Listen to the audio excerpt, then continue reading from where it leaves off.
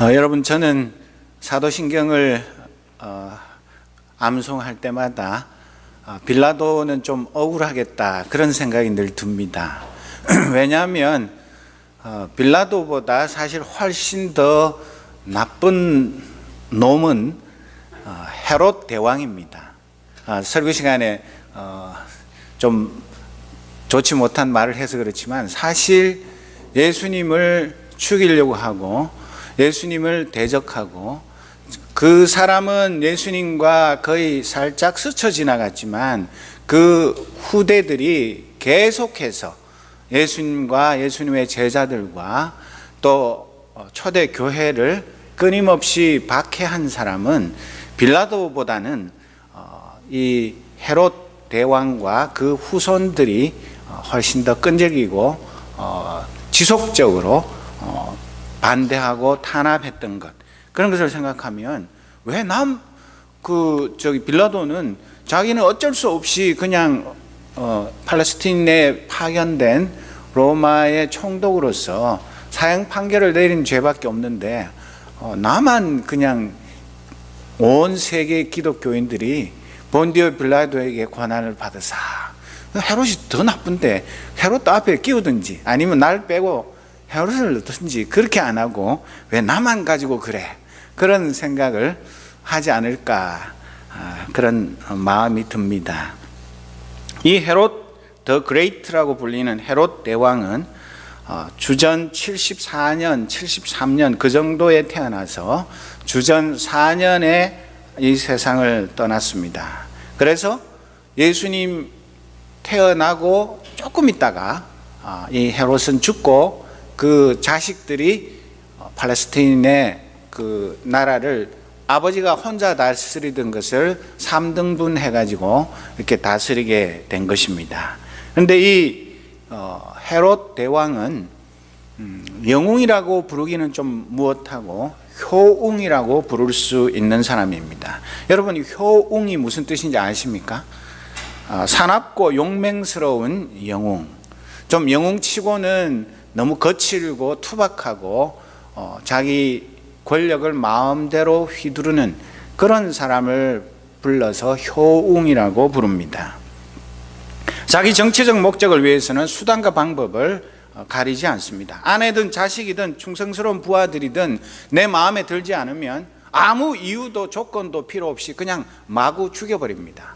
무슨 꼭 죄를 지어서가 아니라 내 마음에 아내가 간통을 했구나, 아니면 우리 장모가, 처남이, 삼촌이, 내 자식이 나를 반대해서 음모를 꾸미는 것 같은 그런 느낌이 들어. 그런 느낌, 생각, 이런 거 하나만 들어도 그냥 아무 이유도 없이 잡아다가 죽여버리는 것입니다. 꼭 옛날에 우리나라에 내란 예비 음모죄, 그런 말도 안 되는 법이 있어가지고 내가 내란을 미리 마음속으로 생각했는지 누가 압니까? 하나님밖에 모르는데 그런 죄로 처벌하던 그런 생각이 나는 것입니다. 그런데 이 헤롯 대왕은 권모술수에도 탁월합니다. 그는 팔레스타인의 왕이 되어서 34년을 왕좌에 있었습니다. 로마 황제 아래 있으면서 식민지 왕으로 그렇게 오랜 세월을 통치하는 것은 거의 불가능에 가까운 일입니다. 로마의 황제 중에도 이렇게 34년이나 자기 나라를 다스린 사람이 흔치 않습니다. 그런 것을 보면 이 사람은 탁월한 정치적인 감각이 있는 사람입니다. 그리고 유대인들은 자기 동족이 아닌 이방인 왕의 통치를 달가워하지 않습니다. 그리고 끊임없이 독립전쟁을 일으킵니다. 그러니까 로마 황제의 신임도 받아야 되고 그 말 많고 탈 많은 그 유대인들을 무력으로든 문화 통치를 하든 어쨌든 그 불만을 잠재우면서 자기의 왕권을 유지한다는 것은 그것이 보통 어려운 것이 아닙니다. 어쩌면 로마 황제보다도 몇 배 더 어렵고 힘든 자리가 이 헤롯 대왕이 가졌던 그 자리라고 할 수 있는 것입니다. 그러면서도 자기 가족과 측근들도 잘 다스려야 합니다.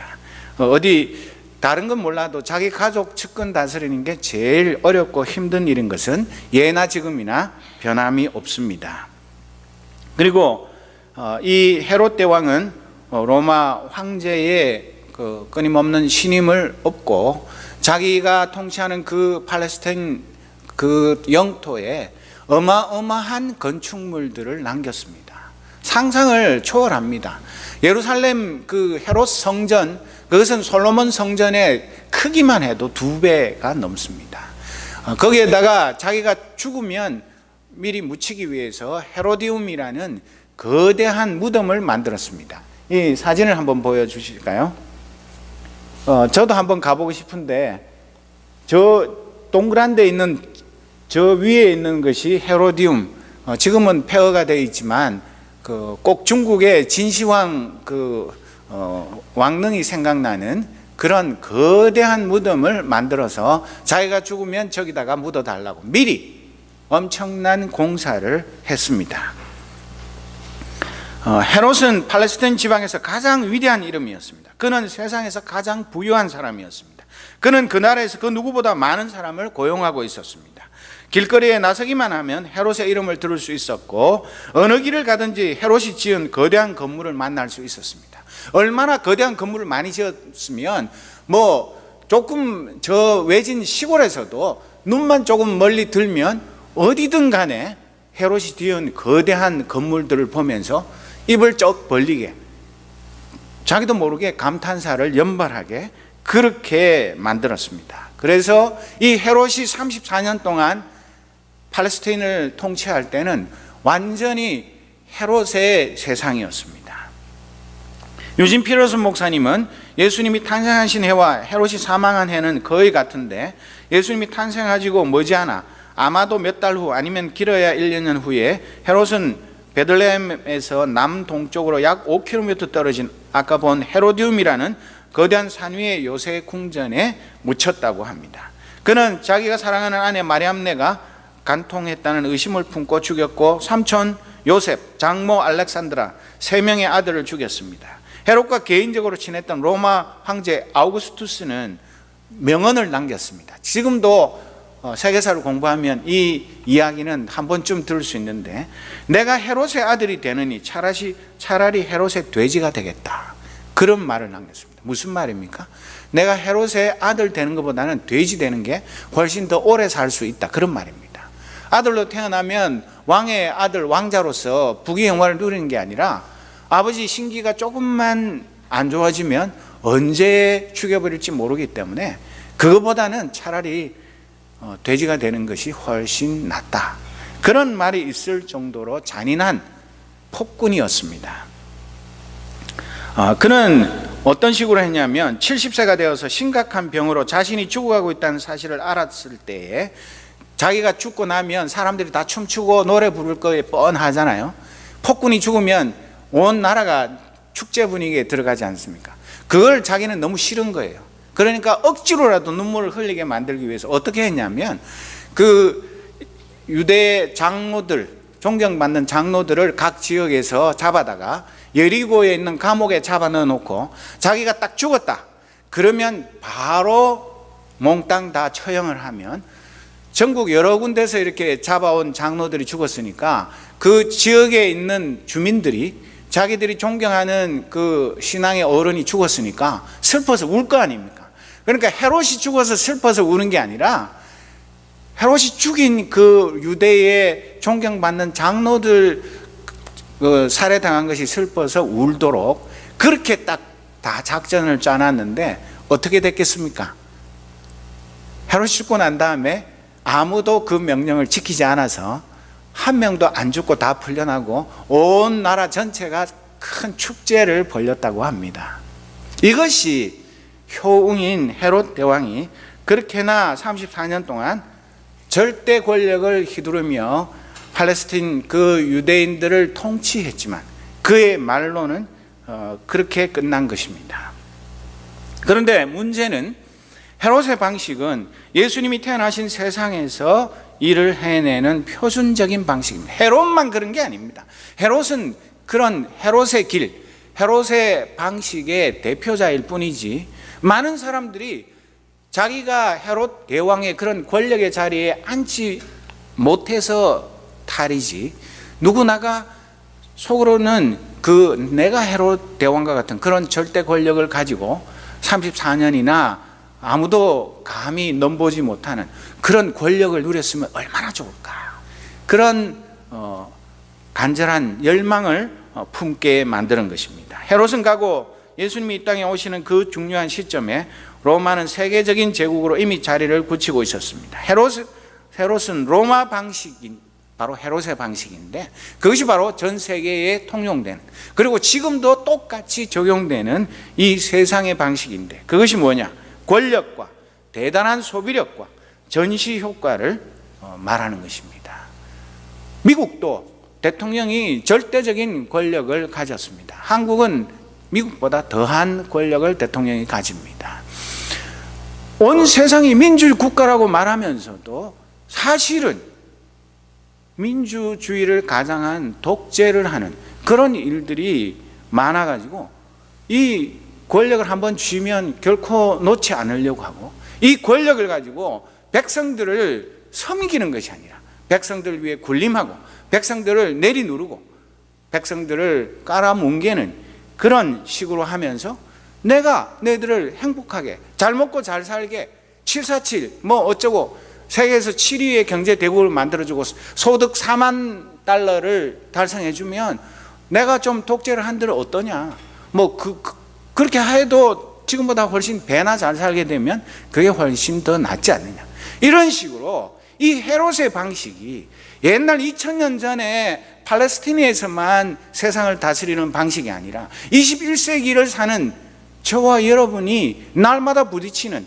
이 세상의 방식이 바로 헤롯의 방식인 것입니다.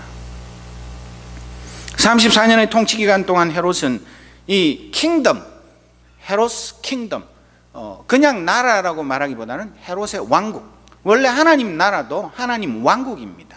이것은 그냥 민주주의 그런 네이션 뭐 그런 얘기가 아니라 이 헤롯의 왕국을 세우는 일에 있어서는 아주 탁월한 정치인이었습니다. 권력의 중개인으로서, 로마로부터 위임받은 그 권력을 가진 중개인으로서 그는 능숙했습니다. 엄청난 부를 획득한 그런 약삭 빠른 지혜의 사람이었습니다. 사람들의 사고와 가치를 형성하기 위해서 그가 어떤 방식을 사용했냐, 요즘 말하는 3S 방식대로 그리스의 극장, 스포츠 경기, 모든 사람들로 하여금 자신들의 왕이 전능하고 위험이 있다는 느낌을 가지게 해주는 황홀한 건축물들, 이런 것들을 끊임없이 세우면서 수많은 사람들을 자기 앞에 무릎 꿇게 하고, 헤롯 대왕은 위대하시다, 헤롯 대왕은 하나님 버금가는 분이다, 그렇게 경배를 드리도록 만들었습니다. 그는 유대인과 로마인들, 이교도와 그리스인, 반목 관계에 있는 분파와 호의적이지 않은 정치적인 그런 정당들, 그런 복잡한 다양한 그룹들을 모아서 일종의 헤롯을 섬기기 위한 그 연합 기구를 만들었습니다. 무슨 수를 쓰든지 간에 그래서 자기가 1인 독재를 34년 동안이나 아파서 죽을 때까지 계속할 수 있도록 꼼짝 못하게 그렇게 만들었습니다. 그래서 이 헤롯은 아주 모든 사람들에게 헤롯 하면 오금이 저리고 감히 대항할 엄두도 못 내게 만들고, 그냥 그 앞에 가면 주눅이 들어서 벌벌 떨도록 그렇게 만들었습니다.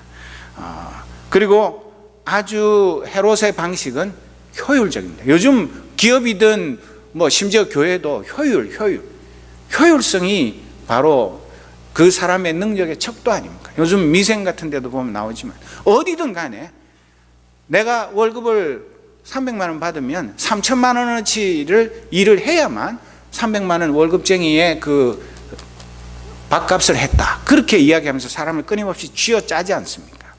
이 헤롯의 방식도 아주 그런 식으로 효율적이었고 성공적이었습니다. 헤롯은 세속적이었고 하나님을 결코 믿지 않고 자기가 곧 하나님의 자리에 앉기를 즐거워했습니다. 헤롯의 죽음과 예수님의 탄생이 있기 약 300년 전에 알렉산더 대제가 이끄는 그리스도인들이 페르시아를 점령했을 때부터 오늘에 이르기까지 휴머니즘이라는, 이 인본주의라는 이 종교가 전 세계에 퍼져나가기 시작했습니다. 알렉산더 이후에 약 100년 후에는 중동 지역이 다 그리스화 되었습니다. 팔레스틴에 사는 많은 유대인들은 상당히 열광적으로 이 인본주의, 하나님 대신에 이 사람의 힘으로 이 땅 위에 유토피아를 이루고 하나님 없이 우리가 행복하게 잘 살 수 있다는 이런 휴머니즘의 추종자들이 되었습니다. 친그리스당은 강력했고 날마다 새로운 추종자들을 끌어들였습니다. 영향력이 있는 많은 유대인 지도자들도 그리스화 되어서 그것이 우리 캐캐묵은 아브라함의 하나님, 이삭의 하나님, 야곱의 하나님을 섬기는 것보다, 그래가지고 쫄딱 망해서 나라도 잃고 이렇게 비참하게 된 것보다는 차라리 그리스의 방식, 로마의 방식을 따르는 것이 훨씬 더 현명하다, 그런 식으로 세뇌당하고 있었습니다. 그러나 이러한 그리스화 캠페인에 강력하게 저항한 세력이 바로 바리새인들입니다. 바리새인들에 대해서는 다음 주에 말씀드리겠습니다. 여러분, 오늘 우리 시대에도 헤롯의 길을 따르는 사람들이 훨씬 더 많습니다. 옛날에 예수님 당시에만 그런 것이 아닙니다. 예수님 당시에도 그 대제사장과 제사장 그룹, 그 사두개인들, 바리새인들을 빼고는 대부분의 유대의 지도자들은 이 헤롯의 길에 타협하고 그 헤롯의 길에 복종함으로 헤롯의 밥상에서 떨어지는 그 빵 부스러기를 주워 먹는 것으로 즐거워하며 살았습니다. 마치 우리나라의 친일파들이 나라는 망했는데 민족은 흔적도 없이 사라질 위기가 있는데도 불구하고 친일파로 아부하고 협조해서 자기도 없고 많은 재산을 가지고 떵떵거리며 살았던 그런 것과 마찬가지입니다. 정치적인 목적을 위해서는 전쟁도 불사하고 온갖 권모술수가 난무합니다. 지금 한국에서 벌어지고 있는 일들을 보십시오. 너무나 어이없고 기막히는 일들이 매일같이 어떤 궁중소설보다 더 흥미진진한 일들이 일어나는데 제 얘기를 한번 잘 들어보시고 이게 어디에 나온 것인지 한번 알아맞혀 보십시오. 그야말로 난장판이고 아수라장이다. 청와대 문건 파문이 자고 일어나면 사방팔방으로 번지고 있다. 권력 암투, 진실게임, 막장 드라마가 골고루 섞인 궁중소설이 따로 없다. 정윤회 박지만 씨 측이 언론 플레이를 한 데 이어 전 현직 청와대 비서관끼리 진흙탕 속에서 공방전을 벌였다. 어제는 전직 장관까지 폭로전에 가세했다. 어떻게 선진국 문턱의 나라에서 이런 봉건시대 정치 유습이 판치는가? 한심하고 부끄러울 따름이다. 언제나 정부 편에 서서 정부만 무조건 편드는 중앙일보의 2012년 12월 6일 사설에 나온 이야기입니다. 제 얘기가 아닙니다. 그리고 어디 한겨레 신문이나 무슨 정부의 비판적인 그런 데서 쓴 글이 아니라 항상 정부를 얼쏘얼쏘하는 중앙일보의 사설에 나온 이야기가 이 지경입니다. 한국이, 내 조국이 헤롯의 길을 따라도 헤롯만큼 능력도 없으면서 헤롯만큼 잘 살게 해주지도 못하고 국민들을 효과적으로 제압하지도 못하면서 그저 권력만 쥐고 흔들려고 하는 그런 불의한 세력들 때문에 온 국민들이 몸살을 앓고 있고 뉴스 보기에 겁나고 그런 나라에서 어떻게 살아야 될지 앞이 캄캄한 그런 것이 오늘 대한민국의 현실입니다. 이것이 오늘도 헤롯의 길을 따르는 수많은 그 권력자들이 자기의 권력 유지를 위해서 수단과 방법을 가리지 않고 백성들이 죽든지 말든지 알 바 없는 이런 식으로 나라를 망가뜨리는 이런 일 때문에 벌어지는 일입니다. 여러분, 정신을 바짝 차려야 합니다. 보수적인 기독교인이라고 해서 나라가 망하면 나는 보수적인 기독교인이고 나는 하나님 잘 섬기기 때문에 내 사는 요 집은, 우리 교회는 내가 다니는 그 부분만큼은 하나님이 보호해 주셔서 나라가 망하든 말든 상관없이 자유를 누릴 수 있습니까? 우리가 멀리 떨어져 있지만 조국이 이런 식의 위기에 빠져 있을 때에 진정 눈물을 흘리며 조국의 올바른 회복을 위해서, 회개와 갱신을 위해서 우리가 정신을 똑바로 차리고 이 헤롯의 길에 맞서서 싸우지 않고는 저절로 어쩌다 보니까 그 권력을 진 사람들이 갑자기 계시를 받아가지고 회개를 하고 내가 여태까지 잘못했습니다. 용서해 주십시오. 앞으로는 백성들을 진심으로 사랑하며 섬기겠습니다. 그런 일을 보신 적이 있습니까? 정치만 난장판이고 아수라장이면 얼마나 좋겠습니까? 한국 교회도 더하면 더했지 덜하지 않습니다. 대형 교회들이 벌이는 추악한 정치 싸움과 각종 비리는 가난한 교인들을 수없이 만들어냅니다. 이 지역에도 가난한 교인 갈수록 늘어나고 있습니다. 교회 안 나가는, 그러나 예수 믿는 그런 사람들을 교회가 스스로 만들어내고 있으니 할 말이 없는 것입니다. 권력과 돈, 눈이 번쩍 뜨이게 하는 대형 공사들, 건축들, 사업들이 반짝 인기를 끌지는 몰라도 나라를 파국으로 끌고 갑니다. 여러분, 우리가 결코 부정하고 싶어도 부정할 수 없는 것이 장로인 이명박 대통령 그 정부가 100조 원의 국민 혈세를 낭비했다고, 그것은 거의 공인된 사실입니다. 그 100조 원이면 미국 돈으로 904억 달러입니다. 우리나라가 IMF 벌어져가지고 온 나라가 망하게 생겼을 때 IMF에 싹싹 빌어가지고 제발 돈 좀 빌려주십시오. 그래가지고 얼마 빌렸는지 아십니까? 그때 빌린 돈이 195억 달러입니다. 그런데 한 정부가 5년 동안에 나라의 국민 혈세를 904억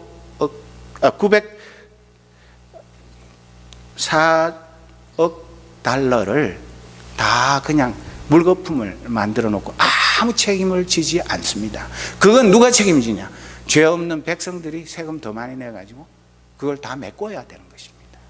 그런 일들이 버젓이 벌어지고 있으면서 아무렇지도 않은 것처럼 그렇게 이 나라가 굴러가고 있습니다. 한 교회가 3천억이 넘는 돈을 들여서 멋진 예배당을 짓고도 교회가 두 쪽이 나서 지금도 서로 소송하고 싸우는 이런 일들이 벌어지는 이 모든 것들이 무엇이냐 하면 옛날에 예수님 태어나기 바로 전까지 통치했던 그 예수님 태어나고 나서 얼마 안 있어서 죽은 이 헤롯의 방식, 이 헤롯의 길, 이것을 끊임없이 추종하는 사람들이 세계 곳곳에서 권력을 쥐고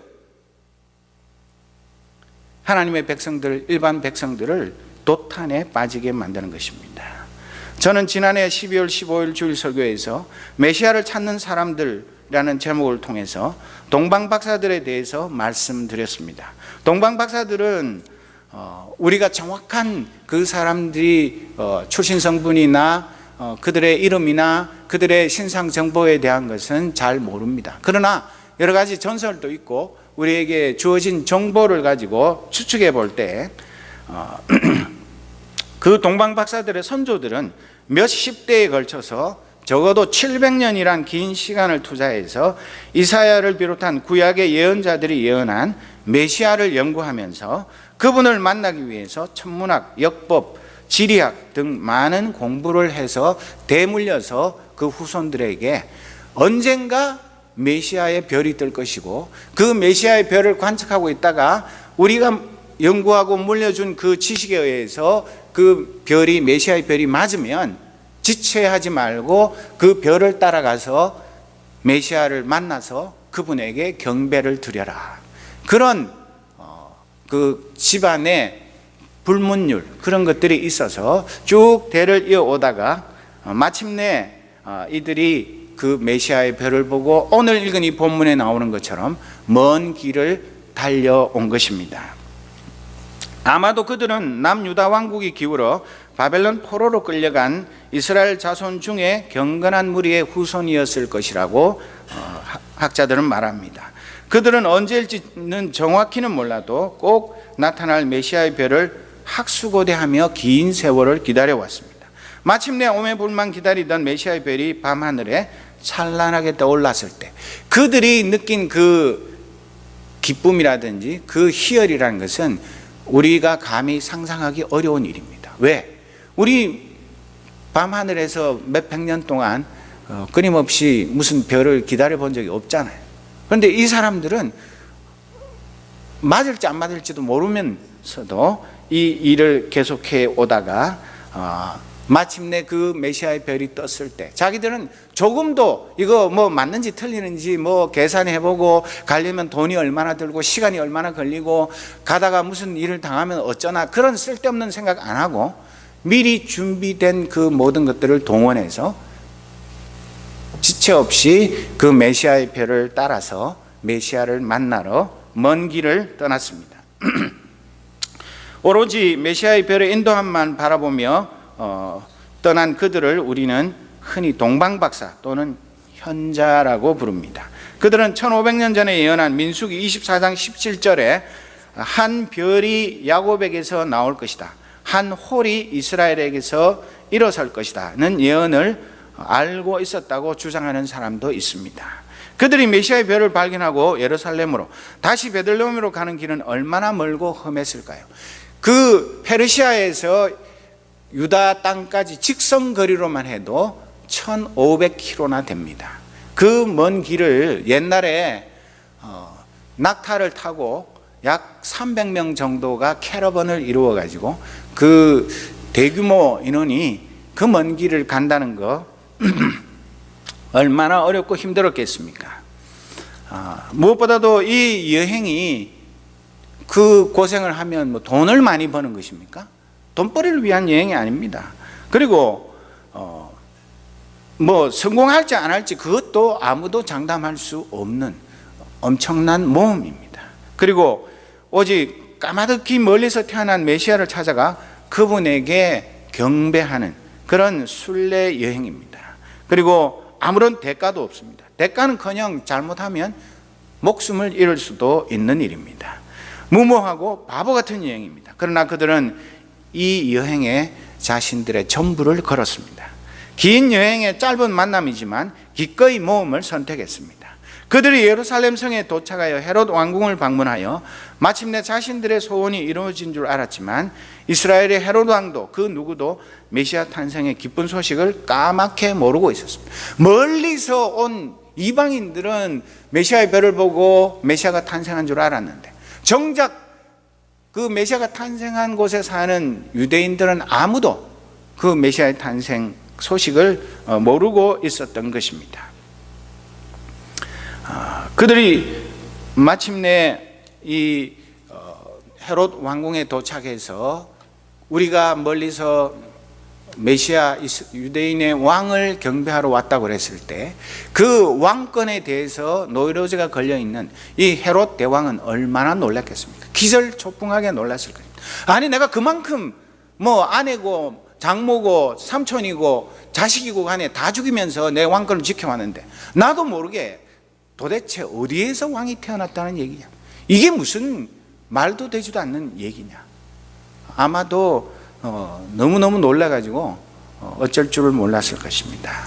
그런데 그 헤롯 대왕이 대제사장과 율법학자들을 불러서 어디에서 메시아가 태어날 것인가 물었을 때 그들은 지체 없이 미가서 5장 2절을 꺼내가지고 베들레헴에서 메시아가 탄생할 것이라고 미리 예언되어 있습니다. 그것을 뻔히 다 알면서도 그들은 탄생한 줄도 모르고 있다가 대답은 청산유수로 했습니다. 그 이후에 오늘 읽은 9절에서 12절 말씀에 보면 이 동방박사들 일행은 이 예루살렘 성에서 베들레헴은 한 5마일 정도밖에 안 떨어져 있는데 그곳으로 가서 마침내 그 예수님이 탄생한 곳 위에 뜬 그 메시아의 별을 보고 그 예수님과 어머니와 아버지를 만나서 경배하고 황금과 유향과 모략을 예물로 드렸다고 기록되어 있습니다. 그리고 천사가 나타나서 헤롯에게 돌아가지 말라는 지시를 받고 다른 길로 자기 나라에 돌아갔다고 말합니다. 여러분, 그런데도 불구하고 이 위대한 모험의 여행을 하고 마침내 예수님을 만나서 경배를 드린 이 세 사람의 이름조차 마태는 기록하지 않았습니다. 그런데 전설에 따르면 이들은 멜키오르, 가스퍼, 발타잘인데 멜키오르는 셈족으로 그 사진을 보여주실래요? 셈적으로 백발의 흰 수염이 나부끼는 백인 노인이고 통치자 왕의 임재를 기뻐하여 황금 예물을 준비했다고 합니다. 가스퍼는 야벳 족속으로 홍안의 청년으로 황인종이며 태어나시는 분은 하나님이심을 믿고 신을 가까이 모시기 위한 유향을 준비했다고 합니다. 발타잘은 함의 후손으로 흑인이며 그리스도께서 인간으로 오셨으므로 필경 죽어야 하므로 그의 장례를 준비하기 위해 모략을 준비했다고 합니다. 이 동방박사 세 사람은 세계 모든 민족의 대표였으며 노인과 청년으로 각 세대를 대표했고 흑인, 백인, 황인종이었으므로 모든 인종을 대표했다고 합니다. 결국 이들은 다 노아의 세 아들의 후예들이었습니다. 진짜 그랬는지는 천국에 가서 확인해 봅시다. 이들 세 박사들은 예수님이 돌아가시고 난 후에 십자가에서 돌아가시고 난 후에 12사도의 한 사람인 도마에게 세례를 받고 초대교회의 지도자가 되었다고 전설은 말합니다. 그들의 무덤을 로마 콘스탄틴 대제의 어머니 헬레나 황후가 발견해서 그 유골을 콘스탄티노플로 운반하였고 이탈리아의 밀라노의 성 에우스톨키우스 교회 재단 아래와 독일 쾰른 대성당 보물창고에 그 세 박사의 유물을 안치해서 현재에 이르고 있다고 합니다.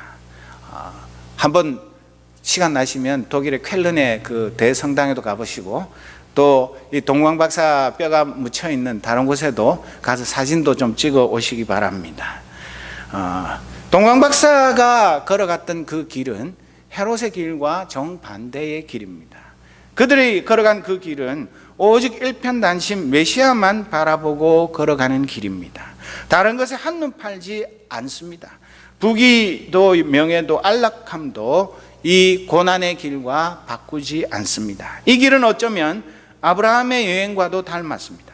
그리고 노아가 120년 동안 그 산 꼭대기에서 남들이 미친 노인이라는 그런 욕을 퍼붓는데도 불구하고 방주를 짓던 그런 일과도 닮았다고 말할 수 있습니다. 고독하고 자기와의 싸움에 이겨야 하는 길이고 아무도 알아주지 않는 길입니다. 여러분, 그 동방박사들이 왔다 갔지만 무슨 상을 받았습니까? 무슨 칭찬을 받았습니까? 무슨 위대한 인물로 추앙을 해서 무슨 동상을 하나 세워줬습니까? 자칫 잘못했으면 자기들도 헤롯 왕의 명령을 어겨서 잡히기만 했으면 죽임을 당했을지도 모르는 그런 위험천만한 여행을 했던 사람들입니다. 여러분, 우리 앞에 내 삶 속에 이 헤롯의 길과 동방박사의 길이 놓여 있다고 생각하면 나는 어느 길을 선택하겠습니까? 헤롯의 길은 너무너무 화려합니다. 멋있습니다. 사람들이 칭찬하고 존경합니다. 성공했다고 그럽니다. 사람들이 누구나 다 그 길을 가기 위해서 잠도 못 자면서 공부하고 명문 대학을 졸업하기를 애쓰고 또 좋은 직장에 취직하기 위해서 치열하게 경쟁을 합니다. 이 헤롯의 길에 서기 위해서, 거기에서 최고의 정상에 오르기 위해서 수단과 방법을 가리지 않고 날마다 경쟁을 하고 있고, 심지어 교회조차도 세계에서 제일 크고 화려한 예배당, 제일 많은 성도, 제일 많은 선교사 파송, 이런 숫자, 규모, 크기, 이런 것으로 세계 제일을 자랑하기를 기뻐합니다. 이 길에는 너무나 많은 사람들이 몰려서 서로 짓밟고 그렇게 해서 자칫 잘못하면 발에 밟혀 죽을 지경입니다. 그러나 이 동방박사의 길은 찾는 사람들이 너무나 드뭅니다. 아무도 알아주지 않고 외롭고 힘들고 생명의 위협도 언제 닥칠지 알지 못하는 그런 고독한 길이기 때문에 자신의 전부를 다 투자해도 과연 이 동방박사의 길은 성공을 장담할 수 없는 그런 길이기 때문에 사람들이 그 길로 가기를 망설입니다. 많은 사람들이 신앙생활을 한다고 하면서 동방박사의 길을 가면서도 마음은 헤롯의 길에 가 있으면서 왜 내가 진작에 그 길을 선택하지 못했는지 툴툴거리면서 내가 바보야, 미쳤지, 진작 그 길로 갔으면 나도 뭔가 했을 건데, 뭐 정상은 아니라도 중간쯤은 가서 내가 지금보다 훨씬 잘 먹고 잘 살고 남들보다 더 여발하는 듯이 떵떵거리며 살 텐데 왜 내가 이 길로 와가지고 이 고생을 사서 하는가, 그런 후회를 하면서 마지못해 남 눈치가 보이니까 그 길을 걸어가는 사람들이 많습니다. 그러나 분명히 기억해야 할 것은 이 헤롯의 길은 예수님께서 광야에서 40일 동안 금식 기도하고 난 후에 마귀가 와서 시험을 할 때 세 번째 시험한 길이 바로 헤롯의 길입니다. 무엇입니까? 세 번째 시험이 뭐죠? 예수님을 아주 높은 곳으로 마귀가 데리고 올라가서 천하만국과 그 영광을 보여주면서 네가 지금부터 그 제자들, 그 무식하게 짝이 없는 멍청한 제자들 불러 모아가지고 그거 훈련시키고 돌에 맞으면서 도망다니면서 길바닥에 자면서 죽을 고생을 하면서 그 짓 하지 말고 나한테 절 한 번만 딱 하면 이 천하만국과 모든 영광을 다 주겠다. 나한테 절 한 번만 해. 그건 뭐 어렵냐. 그러면 네가 이 땅에 온 목적 그냥 순식간에 다 이룰 수 있는 거 아니냐. 수많은 사람들이 그런 유혹에 넘어가서 결코 이룰 수 없는 그런 것인데도 불구하고 마귀에게 절하고 마귀가 주는 영광, 마귀가 주는 천하만국의 권세, 그것에 노예가 되어서 사망의 길로, 영원한 저주의 길로 걸어가고 있는 것이 오늘 우리가 살아가는 이 시대가 아니고 무엇입니까? 오늘 예수님이 오신 대림절을 맞아서 우리가 성탄절을 앞두고 한 주일 지키면서 많은 교회에서는 우리는 그렇게 하지 않지만 이렇게 메노라라는 7개 촛대에 그 촛불을 하나씩 켜가면서 예수님이 오신 그날을 기념하고 다시 오실 그 주님을 맞이할 준비를 하며 이 대림절을 지나고 있습니다.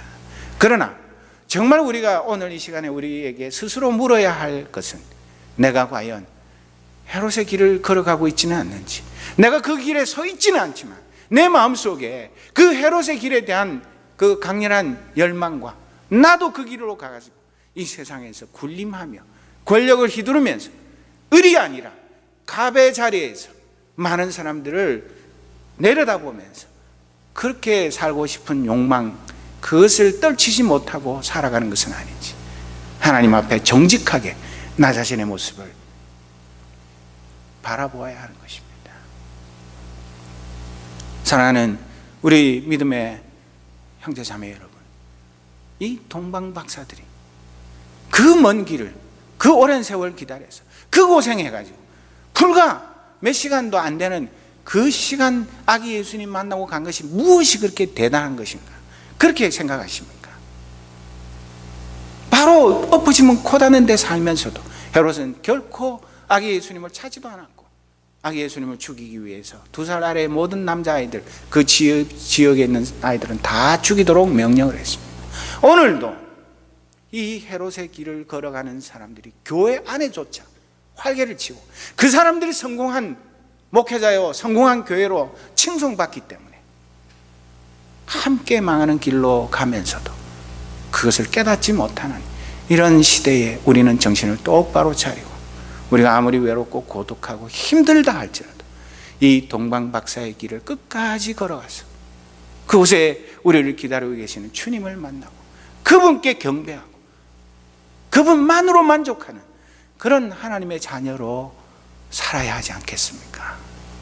그래서 정말 이 세상이 어떻게 변하든 누가 뭐라고 하든 우리가 결단코 누가복음 9장 62절에 있는 말씀처럼 누구든지 손에 쟁기를 잡고 뒤를 돌아다 보는 사람은 하나님 나라에 합당하지 않다고 말했습니다.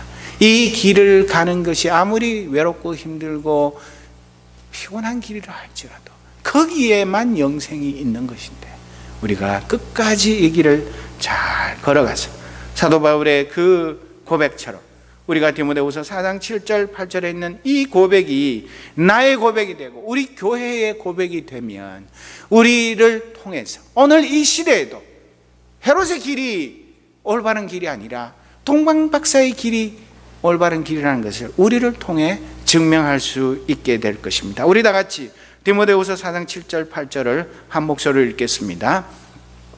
나는 선한 싸움을 다 싸우고 달려갈 길을 마치고 믿음을 지켰습니다. 이제는 나를 위하여 의의 멸관이 마련되어 있으므로 의로운 재판장이신 주님께서 그날에 그것을 나에게 주실 것이며 나에게만이 아니라 주님께서 나타나시기를 사모하는 모든 사람에게도 주실 것입니다. 이 고백이 우리 모두의 고백이 될 때 우리를 통해서 이 땅 위에 진정한 하나님의 왕국이 임하게 될 것을 믿습니다. 기도하겠습니다. 아버지 하나님, 2014년 대림절을 맞았지만 세상 사람들은 경기가 얼마나 회복되었는지, 크리스마스 선물을 얼마나 더 많이 살 수 있는지 그것에 정신이 팔려 있습니다. 주식이 얼마나 올랐는지, 내가 얼마나 돈을 많이 벌었는지, 내년에는 얼마나 더 많은 돈을 벌고 더 좋은 집에서 더 좋은 차를 살 것인지 그것에 온통 정신이 팔려 있습니다. 헤롯의 길을 가기를 악을 쓰며 서로 정상에 오르겠다고 남이야 죽든 말든 알 바가 없습니다. 이런 시대에 우리는 멍청한 동방박사의 길을 가기를 원합니다. 외롭고 힘들고 고통스럽고 끝이 보이지 않는 것 같지만 그 길만이 생명의 길이요, 그 길 끝에는 메시아 예수 그리스도가 우리를 기다리고 있는 생명의 길인 것을 믿고 끝까지 걸어가게 하옵소서. 사도 바울의 고백이 나의 고백, 우리의 고백이 되어 이 악한 시대에 하나님의 사람이, 하나님의 교회가 여기 있음을 나타내게 하여 주옵소서. 예수 그리스도의 이름으로 기도드립니다. 아멘. 우리 다 같이 우리 주님을 사모하는 마음으로 89장 샤론의 꽃 예수 찬송하시겠습니다.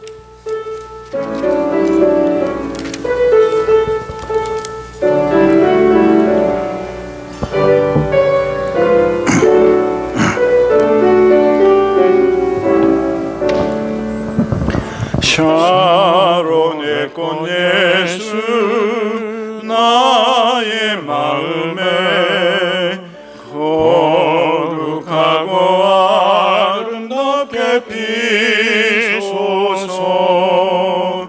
내 생명이 참 사랑의 향기로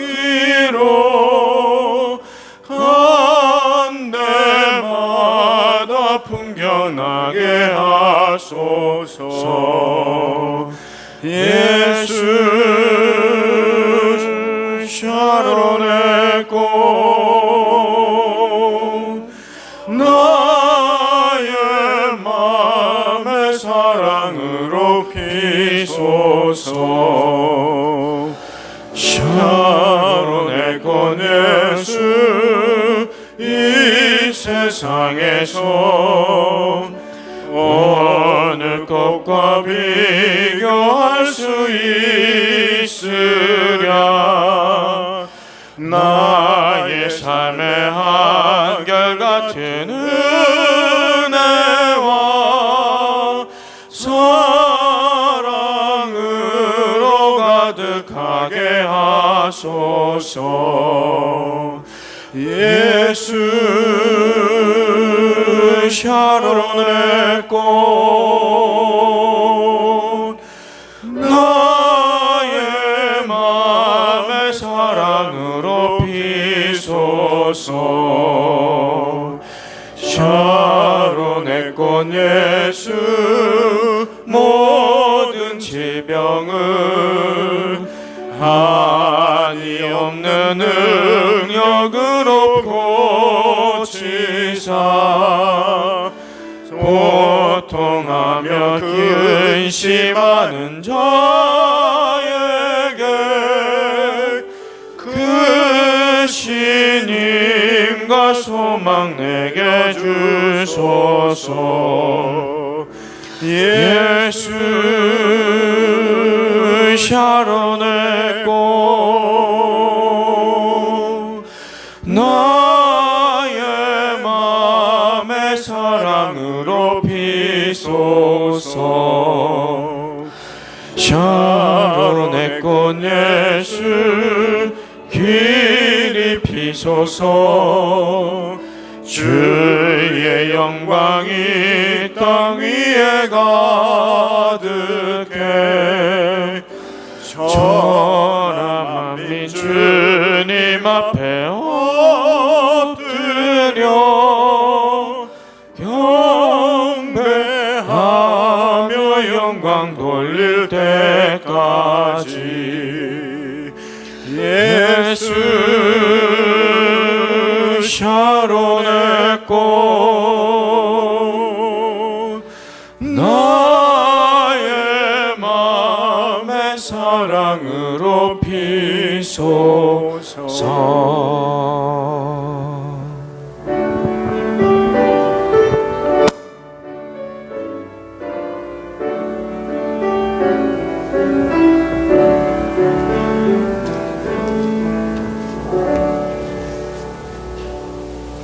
이 시간에